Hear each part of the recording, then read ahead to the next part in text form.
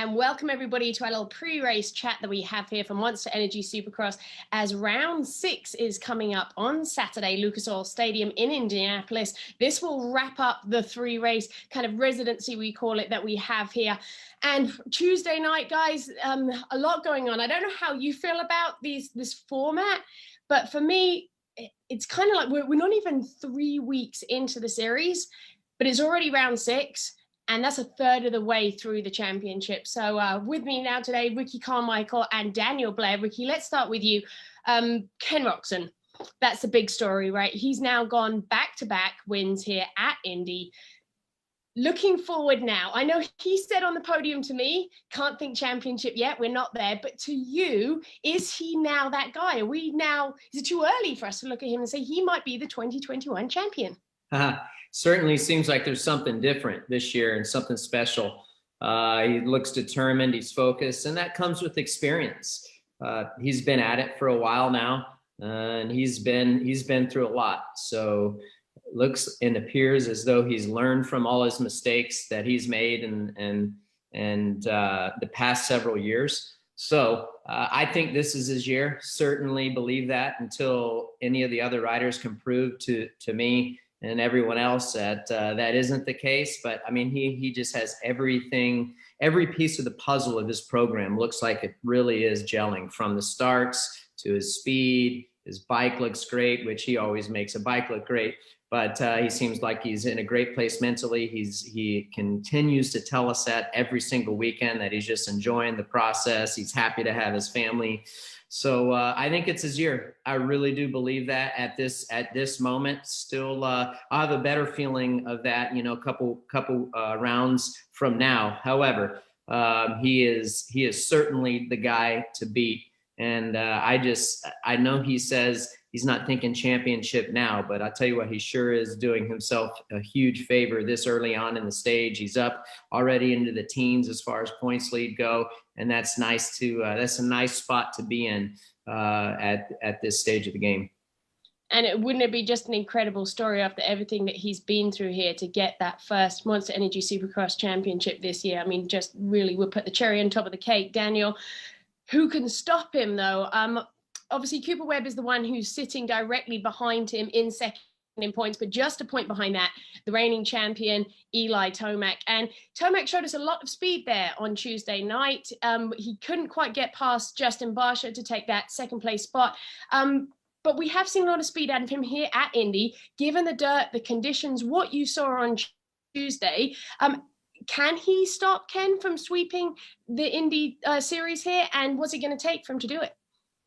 He can, for sure. I mean, Ken Roczen is riding fantastic right now, but it's a reset every single race.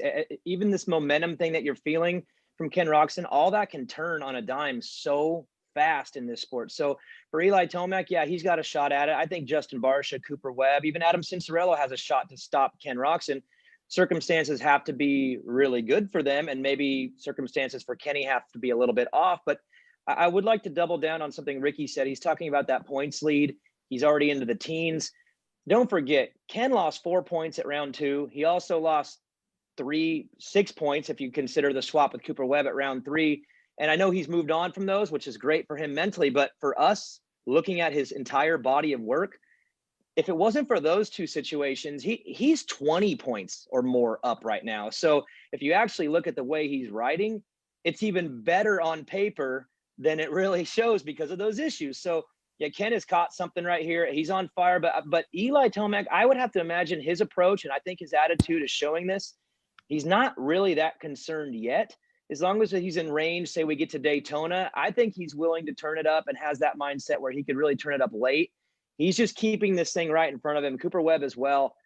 So for Ken Roczen, he's got to continue this, I think, Ricky, all the way through the middle and into the late part of the season, because Webb and Tomac know from years past, they've been able to kind of break him down later in the series. So Kenny's got to try to get up as much as he can. But for Saturday night, yeah, Eli Tomac, definitely. He's not that far off the pace. They've been battling it out in qualifying. I think he's got a shot at it, but things have to go very well. And Ken Roczen is going to need some kind of adversity in that main event, because if he gets out front, I don't know if anyone's going to be able to beat him right now, because if he's got that clear track, yes, lappers are involved, but I think he can control it if he's out front. Well, one thing too, and then we can move on to the next thing. The thing about Ken, in order for Ken to start thinking and maybe have problems like he has in the past or second guessing bike setups or whatever, it takes a guy who is going to be there every single weekend, whether it be Cooper Webb, whether it be Eli Tomac. If those guys keep getting bad starts and they're not able to pressure Ken every single weekend, that's just one more race down the line that he is able to not have to second guess his program, not have to second guess his bike. Is my bike good enough? Blah, blah, blah. So like until those guys are able to pressure him every single weekend and Ken can't get out, and he doesn't have that advantage, it's going to be really, really tough. I agree with what Daniel said, but those guys have got to pressure, and it'll make Ken start to think and maybe second guess himself just a little bit. But from what I'm seeing, it's a long ways off. And he's on that mental snowball kind of, it's gathering now, Ricky, right? He's getting more and more confidence. This is going in the right way for Ken Roczen. So let's move on to the 250s there. We've also obviously had somebody take the wins here at Indy 1 and 2. That's Colt Nichols. So we've only seen one guy top of the 250 podium, one guy on top of the 450 podium. But let's start, Ricky, with young Jett Lawrence. Just heartbreaking what we saw him go through there on Tuesday night. A terrible crash. You kind of got like an uppercut punch to the chin there in qualifying, and then he goes down again in the heats, has to go ride the LCQs. He wins that, but we see him in the gates in the 250 main event, and he has to pull out because it's just, too much. He's obviously just not in the right kind of place to race there. If you're giving him advice, if you sit down with Jett, what do you say to him right now? Yeah, I mean, I think that his time is running out as far as continuing to make rookie mistakes. He's got plenty enough races under his belt now to where, and he's made several mistakes. And first and foremost, I hope that he's okay. Colorful guy. He's got a very, very bright career. But if I'm in Johnny O's position, Johnny O'Mara, his riding coach, I'm telling him, okay, dude, enough's enough. We need a hard reset. You have got to look ahead more. It almost seems like he has those laps of concentration, and like that heat race crash, I've watched it over and over and over, and it's just like he wasn't thinking, like it doesn't. I don't feel like he errs on the side of caution enough. Of course, you're going to have that when you're his age, but we're sounding like a broken record. Us here on this call right now, we keep talking about it. It's just minute mistakes that end up being really, really bad because he's going so fast. And then like through the whoops in practice, it's just getting a little bit too careless, maybe a little overconfidence, maybe wanting to win so bad. So you have to really try to calm those thoughts and feelings down and just go out there and just take a step back. Easier said than done, right? But if I'm Johnny O'Mara, that's what I'm telling Jett Lawrence. Yeah, just a rough night for him, wasn't it, all around? And Daniel, obviously the guys who were kind of there to take advantage of that, the Yamaha Star Racing team there of Colt Nichols and Christian Craig. Colt Nichols, I mean, the mistakes that Ricky just talked about, we're not seeing any of those with Colt. He's won 3 in a row now. Like we said, taking the first 2 at Indy here. He's looking great. Christian Craig showed with you on the podium there, definitely some frustration. You can see now he's like, I know this is my teammate, but he's kind of in my way. What does Christian, what does he not have that Colt has? What is he not doing right now? And what can he do to fix that if he wants to challenge his teammates through the rest of their short season? I mean, he's just a little bit off of Colt. If you look at the speed, the starts, even the late race fitness, it's not like he's way out of this thing. And Colt, it's not that big of a gap to make up the difference. What I think he has to do when you're going against a rider that's got everything going for them perfectly, Colt's on fire. There's nothing missing. There's nothing weak in his program, right? I don't think you can go and sit behind a guy like that and count on an opportunity to get him late. Christian has to get in front of him. It's the only way it's going to work, in my opinion. He's got to get in front of him, go back to, like, say, Houston 3, the battle they had back and forth.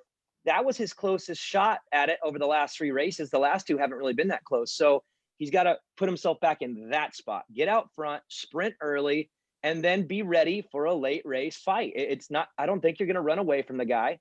I don't think you're going to sneak one by him. You're going to have to go one-on-one like you do at the practice track.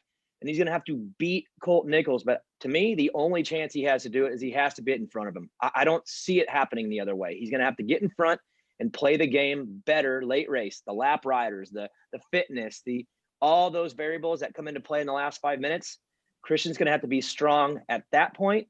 But in my opinion, he has to be in front of him. I don't really see any other way. Yeah, Daniel's exactly right. And I talked to one of the team principals of Monster Energy Star Yamaha Racing Team yesterday morning, and he's actually surprised at how well Colt Nichols is doing, because he had a little issue before the season started and he missed quite a bit of practice time due to a practice crash. So he kind of came into the season with a little less time on the bike than he wanted to, and now he just lit up. And to Daniel's point, that's confidence. That's all that is. And you can just see it in Colt Nichols riding, and Christian Craig's going to have to do exactly like Daniel said. That's his best shot. And still, it's going to be hard for everyone to beat Colt Nichols by doing everything perfect. And we're seeing that kind of, similarity there, right? And how the 250s and the 450s are playing out with these front runners. They're just mentally in the right place. And Ricky, as he said, you say how smooth they look on the bike, and it shows every single night there. So just moving on here to Saturday night, like I said, we got the last round here in Indianapolis. Guys, the dirt's been a factor. How much the track's broken down has been a factor. We've seen those ruts. We've also got a right-hand turn thrown back in there. We had that at the last round in Houston. We've got one back here for the last round in Indy. Ricky, let's just pick up with you again. Biggest challenges here, is that right-hand in the first turn going to be a factor? Yeah, certainly. It's just awkward. I think it's awkward. I think because it's going to be a complete rebuild of the track. Normally they do rebuilds from the Tuesday to Saturday events. So everything's a clean slate. So if you're anyone other than Ken Roczen or Colt Nichols, you're like, okay, boom, fresh start. So I'm looking forward to the guys getting on a completely different track, and maybe we'll see a different result. That's what I have my eye on. I also think that the track's not going to surprise anybody anymore as far as the soil. Once you get on one of these tracks and you master it, you kind of know what to expect. This is the third one here in Indy. Okay, so they're not going to come out on Saturday and be like, oh, my bike this, my bike, what do we do? They know by now. They know what the soil is going to offer. They know what it's going to be like in qualifying and in the heat and the main. So there's no surprises there. And that's one of the benefits of these residencies, is once you get to the third one, no more surprises. Look, get it right. You better have it right after the first two. And to Ricky's point, it's an all new track, but the soil, they know now. So the setup should be good from here on out, or at least on Saturday. Whatever they've done over the last two races, it should be pretty much finalized, and they go into this race. No surprises. Let's go racing. We've, surprise or not though, Daniel, we've seen these track setups bite these guys in both classes several times. So classic Monster Energy Supercross, anything can happen. And we'll see how this pans out here. 6 rounds in, can't believe it. This will be the last stop here before we head to Orlando. And for everybody at home, of course, you can watch all the coverage. Peacock Premium, we kick off at 8 p.m. Eastern time. And of course, you'll see us on NBCSN. From the GOAT, Ricky Carmichael, Daniel Blair, Will Christien, thanks so much for watching, and we'll see you then.